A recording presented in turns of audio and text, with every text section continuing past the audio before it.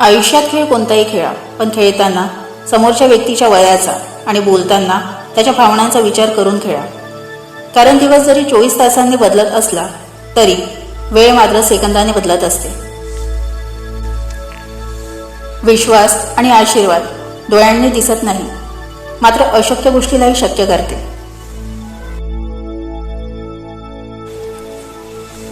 आयुष्याची पिशवी कायम थोडीशी रिकामी असायला हवी, कारण भरलेल्या गाठोड्यांना अहंकार लवकर येतो. भक्ती फक्त देवळापर्यंत नेते, पण निष्ठा माणसाला देवापर्यंत नेते. गंगेमध्ये तीच पापं धुतली जातात जी चुकून झालेली असते. ठरवून केलेल्या कारस्थानांना कोणाच्याच दारात क्षमा नसते. आयुष्याची पिशवी कायम थोडीशी रिकामी असायला हवी, कारण भरलेल्या गाठोड्यांमध्ये अहंकार लवकर येतो. दिसणं आणि पैसा असणं या दोन सुंदर गोष्टी मनुष्याला खूप गर्विष्ठ बनवतात. आपल्याकडे तितकंच असतं ज्या गोष्टींसाठी आपण पात्र असतो. दुसऱ्यांकडे पाहून ओढणाऱ्या गोष्टी हा आपला मोह असतो. कर्म जेव्हा वसुलीला येते तेव्हा कोणाचाच वशीला चालत नाही. एक पान तुटलं म्हणून झाड पडत नाही, अर्थात कोणाचंच कोणापासून अडत नाही. तुला जे हवं आहे ते एक ना एक दिवस नक्की भेटेल, फक्त संयम ठेव. देवाला केलेला नमस्कार पण देव उधार ठेवत नाही, फक्त श्रद्धा निस्वार्थ ठेवावी लागते.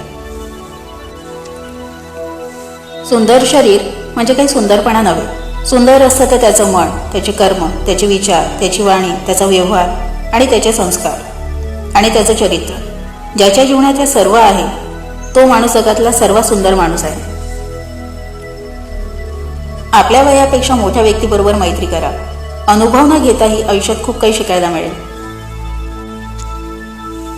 सगळ्यांकडे नशीब नावाचं बक्षीस नसतं. काहींना स्वतःच्या कष्टाने स्वतःला घडवावं लागतं. आपल्या अत्यंत प्रिय गोष्टींसाठी आपण प्रचंड प्रामाणिक असतो. कर्म कोणालाच माफ करत नाही. जर कोणाला रडवलंय तर रडावं पण लागणारच.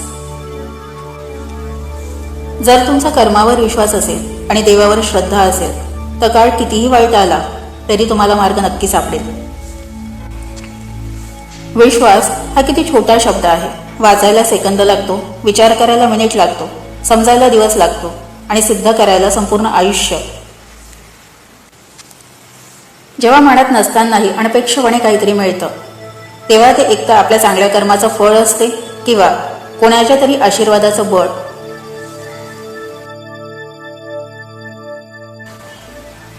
भक्ती फक्त देवळापर्यंत नेते, पण निष्ठा माणसाला देवापर्यंत नेते. गंगेमध्ये तीच पापं धुतली जातात जी चुकून झालेली असतात. ठरवून केलेल्या कारस्थानांना कुठल्याच दारात क्षमा नसते.